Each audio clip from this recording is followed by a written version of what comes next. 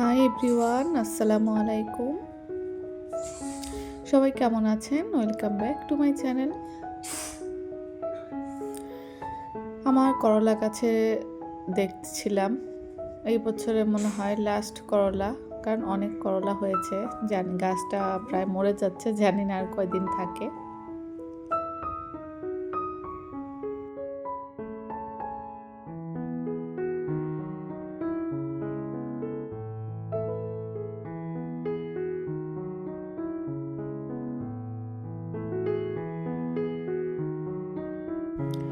তো আজকে একটা ছোট্ট ভিডিও নিয়ে চলে আসলাম আপনাদের সাথে শেয়ার করার জন্য। আশা করি ভিডিওটি ভালো লাগবে, আর ভালো লাগলে একটা লাইক করবেন। আর যদি আজকে আমার চ্যানেলে কেউ নতুন যুক্ত হয়ে থাকেন আর আমার ভিডিওটি ভালো লাগে, একটা লাইক করে আমার চ্যানেলটিকে সাবস্ক্রাইব করার অনুরোধ রইল। আর কথা বাড়াচ্ছি না, যেহেতু ভিডিও খুব একটা বড় না। তো দুপুরে রান্না করব আজকে ইলিশ মাছ দিয়ে পটল আলুর ঝোল।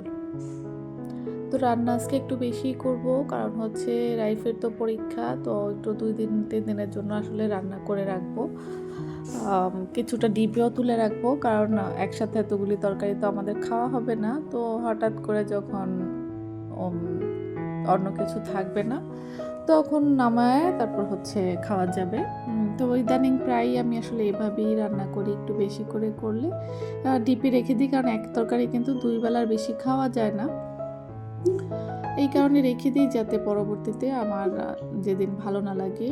আর বাচ্চার ঘর বুঝতেই পারছেন, কখনো শরীর, নিজের, বাচ্চার বা সব মিলিয়ে ব্যস্ততা কাজ করে। তো ডিপে যদি একটু রান্না করা খাবার থাকে, খুব সহজ হয়, বিপদে কাজে লাগে। তো এখানে কাঁচামরিচ, রসুন আর পেঁয়াজ একসাথে ব্লেন্ড করে নিয়েছিলাম। আর এই ভিডিওটা কিন্তু কয়েকদিন আগে, তো এই ভিডিওটা আমি একটু লেট করে এসেছে, ভয়েস ওভার করতে পারছিলাম না। মেয়ে সজাগ থাকলে তার ভিডিও খুব একটা আমি ভয়েস দিতে পারি না এখন। তো এই যে মশলা কষিয়ে নিচ্ছি, আর আলু আর পটলকে একটু বেশি করে কষিয়ে নেব, কারণ হচ্ছে পটল তরকারি তো জানেন একটু ভালো করে না কষালে ভালো লাগে না। আর আরেকটা জিনিস বলিনি, এখানে যে আলুটা আছে এটা কিন্তু আমি মূলত রাবসার জন্য দিয়েছি একটু বেশি করে। পুরো আলু কিন্তু আমি ডিপে আলুটা রাখবো না, ডিপে জাস্ট পটল আর হচ্ছে মাছ রাখবো, কারণ আলু ডিপে রাখলে না রান্না করা আলুটা একটু কীরকম হয়ে যায়, স্বাদ নষ্ট হয়ে যায়। তো আমি আলু ডিপ করব না আর কি। তো কষানো প্রায় হয়ে গিয়েছে।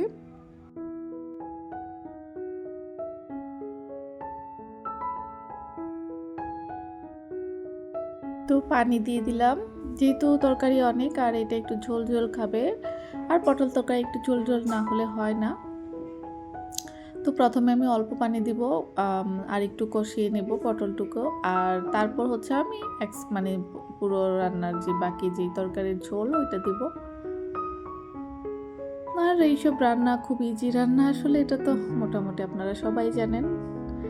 কিন্তু ওই যে আমরা যেহেতু হাউস ওয়াইফ, গৃহিণী, রান্নার ভিডিও ছাড়া আর কেই বা শেয়ার করতে পারি।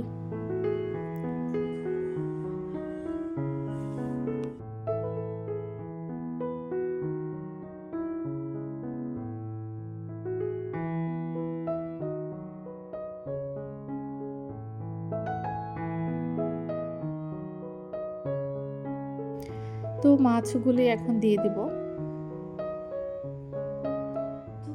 তো একটু বেশি করে ঝোল দিলাম, যেহেতু ওর বাবা একটু ঝোল পছন্দ করে। তো সবজিও এখানে অনেক।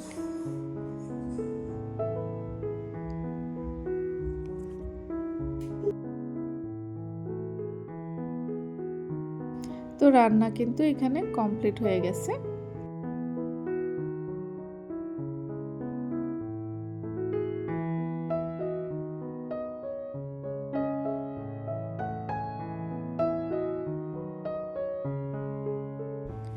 তো এইখানে রাবসা ওর ভাইয়ের গাড়িতে উঠেছে, তো বরাবরের মতো এবার আমাকে এই গাড়ি চালাতে বলছে। আমার পক্ষে একদমই সম্ভব হচ্ছে না, তো আমি পা দিয়ে জোরে জোরে ধাক্কা দিয়ে দিচ্ছি।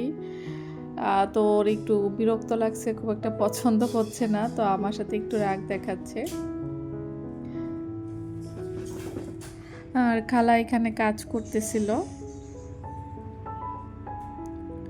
তো আমি কিন্তু ভিডিওর একদম শেষ প্রান্তে চলে এসেছি। আমার ভিডিওটি কেমন লেগেছে কমেন্টে জানাবেন। আর বিকেলবেলা রান্না করেছিলাম একটুখানি পাস্তা, বিফ পাস্তা ফ্রোজেন সবজি দিয়ে। এই সবজিটা ফ্রোজেন করে রাখাতে আমার বেশ সুবিধা হয়েছে।